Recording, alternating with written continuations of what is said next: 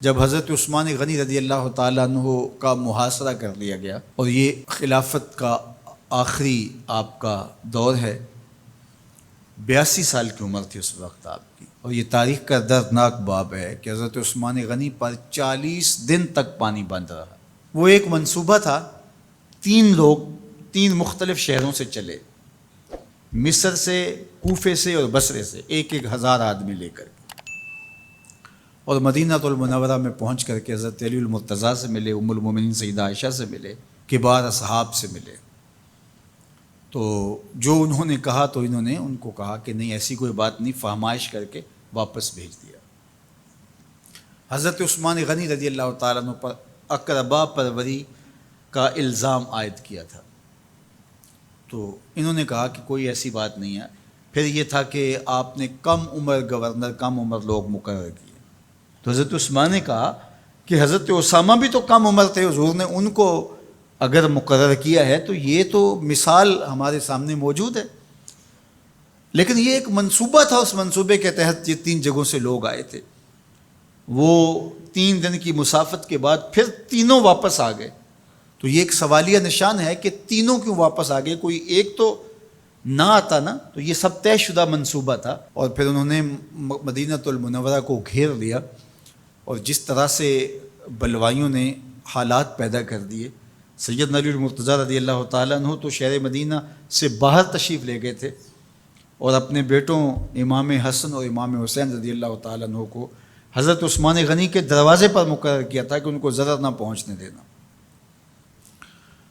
اب 700 صحابہ اجازت طلب کر رہے ہیں کہ آپ ان بلوائیوں سے نپٹنے کا میں جو ہے وہ اجازت نامہ مرحمت کریں، اور بہت سارے لوگ تو حج پہ جا چکے ہیں۔ 18 ذی الحج کا واقعہ ہے جب آپ کی شہادت ہوتی ہے، تو وہ حج پہ جا چکے ہیں، تو جو یہاں موجود ہیں وہ اجازت طلب کر رہے ہیں، لیکن حضرت عثمان غنی رضی اللہ تعالیٰ عنہ نے کہا کہ نہیں، میں ایسی اجازت نہیں دوں گا۔ رسول اللہ صلی اللہ علیہ وسلم کا حرم شہر مدینہ لوگوں کے خون سے لالازار ہو، یہ میں اس کو گوارا نہیں کرتا۔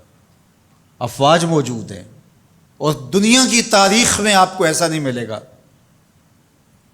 کہ اتنی بڑی حکومت کسی کے پاس ہو اور وہ خود گھیر لیا جائے، اس کا پانی بھی بند ہو جائے، اور وہ حکم دے کہ نہیں، میرے لیے آپ ایک قطرہ بھی خون نہیں بہائیں گے۔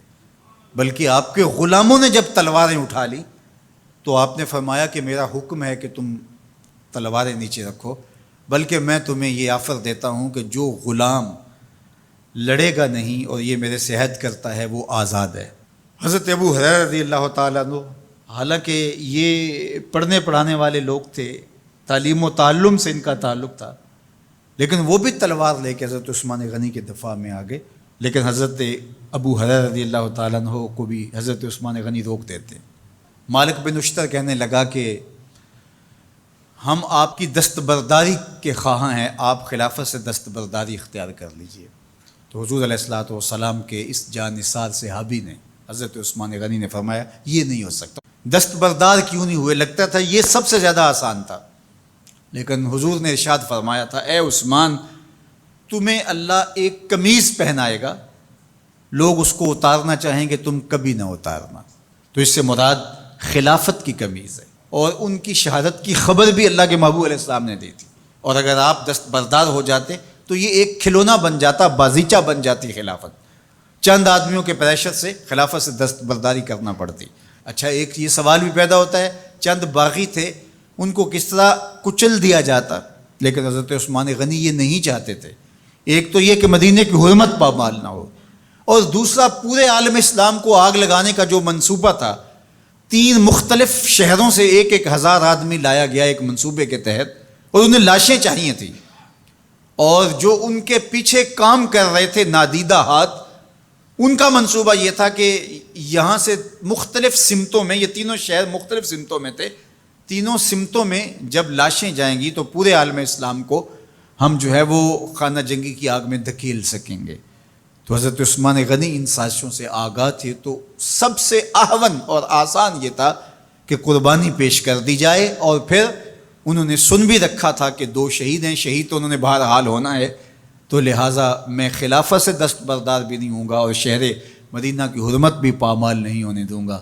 اور تیسری بات یہ ہے کہ میں خود مظلوم شہید کر دیا جاؤں، تو وہ آپ نے یہ گوارا کر لیا۔ تو 18 ذوالحج تھا، جمعہ کا ہی دن تھا، اور حضرت عثمان غنی رضی اللہ تعالیٰ عنہ روزے سے تھے، عصر کا وقت تھا، قرآن مجید کی تلاوت کر رہے تھے۔ حضرت امام حسن، امام حسین اور حضرت عبداللہ بن زبیر اور دیگر لوگ آپ کے دروازے پہ پہرا دے رہے تھے، لیکن باغی پچھلے گھر سے دیوار پھلانگ کے آپ کے گھر میں داخل ہوئے اور تلوار سے وار کیا۔ آپ کی زوجہ حضرت نائلہ آگے بڑھیں اور ہاتھ سے روکنا چاہا، آپ کی انگلیاں کٹ گئیں۔ پھر دوسرا وار کیا تو حضرت عثمان غنی رضی اللہ تعالیٰ عنہ کا دایاں ہاتھ کٹ کے گر گیا۔ حضرت عثمان غنی رضی اللہ تعالیٰ عنہ نے افسوس کیا اور کہا کہ تم نے وہ ہاتھ کاٹ دیا جس سے میں وحی کی کتابت کیا کرتا تھا۔ پھر اس کے بعد آپ پر 9 وار کیے گئے اور آپ کو شہید کر دیا گیا، اور آپ کا خون قرآن مجید پڑھتے ہوئے اس آیت پہ گرا، فَسَيَكْفِيكَهُمُ اللَّهُ وَهُوَ السَّمِيعُ الْعَلِيمُ۔ تو حضرت عثمان غنی رضی اللہ تعالیٰ عنہ مظلوم شہید کیے گئے، بھوکے اور پیاسے شہید کیے گئے، ظلماً شہید کیے گئے۔ حضرت عبداللہ بن عمر رضی اللہ تعالیٰ عنہ فرماتے ہیں کہ حضور فتنوں کا ذکر کر رہے تھے کہ فتنے ہوں گے، بہت بڑے فتنے ہوں گے۔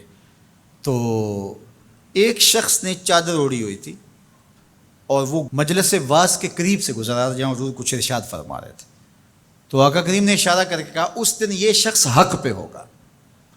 عبداللہ بن عمر کہتے ہیں کہ میں اٹھا اور جا کے دیکھا تو وہ حضرت عثمان تھے۔ تو میں نے حضرت عثمان کے چہرے کو پکڑ کے تھوڑا سا حضور کی جانب کیا اور میں نے کہا حاذا، حضور یہ؟ اللہ کے محبوب فرمایا ہاں یہی، جب فتنے ہوں گے تو فرمایا یہ حق پہ ہوگا۔ تو حضرت عثمان غنی رضی اللہ تعالیٰ عنہ حق کی راہوں کے مسافر، جنہیں حضور کی زبان سے شہید کہا گیا، اور شہید کسی کا انجام ہوتا ہے، تو حضور نے فرمایا یہ شہید ہوگا۔ شہید وہی ہوتا ہے جو بحالت ایمان اس دنیا سے راہ خدا میں اپنی جان قربان کرے۔ فرمایا فَإِنَّمَا عَلَيْكَ نَبِيٌّ وَصِدِّيقٌ وَشَهِيدَانِ، اے پہاڑ رک جا، تو جانتا نہیں تیرے اوپر اللہ کا ایک نبی ہے، ایک صدیق ہے اور 2 شہید ہیں۔ تو حضرت عثمان غنی رضی اللہ تعالیٰ عنہ عظمتوں کے مینار، اللہ اکبر۔ تو یہ حضرت عثمان غنی رضی اللہ تعالیٰ عنہ کا یہ کارنامہ تھا کہ آپ نے اپنی جان پیش کر کے امت کو جو ہے وہ فتنوں سے محفوظ کر لیا اور امت کو بچا لیا۔ حضرت عثمان غنی رضی اللہ تعالیٰ عنہ پہ کروڑوں رحمتیں، کروڑوں سلام۔ ہم آپ کی عظمت کو سلام پیش کرتے ہیں، عقیدتوں کا خراج پیش کرتے ہیں۔ حضور کی خدمت میں ایک جنازہ لایا گیا اور حضور سے عرض کی گئی حضور اس شخص کا جنازہ پڑھا دیجئے، تو حضور نے انکار کر دیا، کہا میں جنازہ نہیں پڑھاؤں گا۔ تو صحابہ نے عرض کیا یا رسول اللہ، کبھی ماضی میں ایسا نہیں ہوا، جب بھی کوئی جنازہ لایا جاتا ہے تو آپ جنازہ پڑھا دیتے ہیں اور آپ نے آج انکار کر دیا ہے۔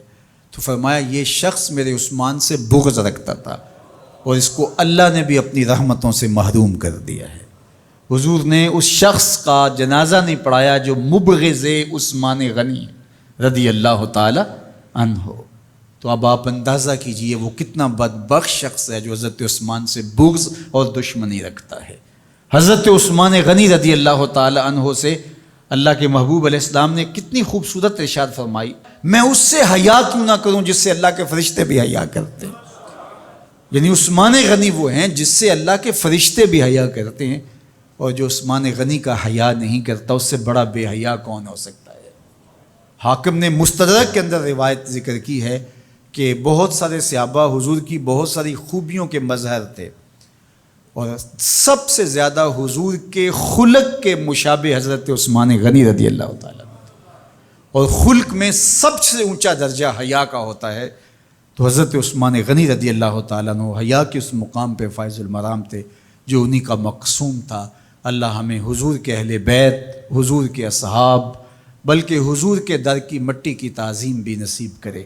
اقبال نے کہا تھا خاک طیبہ از دو عالم خوش ترست، آن خنک شہرے کے آنجا دل برست۔ ہمیں تو طیبہ کی مٹی بھی اچھی لگتی ہے اس لیے کہ وہاں محبوب جو رہتے ہیں، تو محبت تو اس چیز کی متقاضی ہوتی ہے، محبوب کی راہوں کو بھی سلامی پیش کی جائے۔ تو جو حضور علیہ السلام کے ساتھ منسوب اتنی وقی نسبتیں ہیں ان کا احترام کیوں نہیں کریں گے؟ تو حضرت عثمان غنی تو داماد رسول ہیں، حضرت عثمان غنی تو ذو النورین ہیں، حضرت عثمان غنی تو حضور علیہ الصلوۃ والسلام کے محبوب اور حضور علیہ الصلوۃ والسلام کے پیارے ہیں، ان کو جنت کی بشارت دی گئی ہے، عشرہ مبشرہ میں سے ہیں، 4 جلیل القدر خلفاء میں ان کا نام شامل ہے، اور پھر حضور کی 2 صاحبزادیاں ان کے نکاح میں آقا کریم نے ان کو شہید خود قرار دیا، اور میرے اور آپ کے آقا و مولا نے کہا آج کے بعد کوئی عمل عثمان کو نقصان نہیں دے گا، اور کہا عثمان سے میں حیا کیوں نہ کروں، اس سے اللہ کے فرشتے بھی حیا کر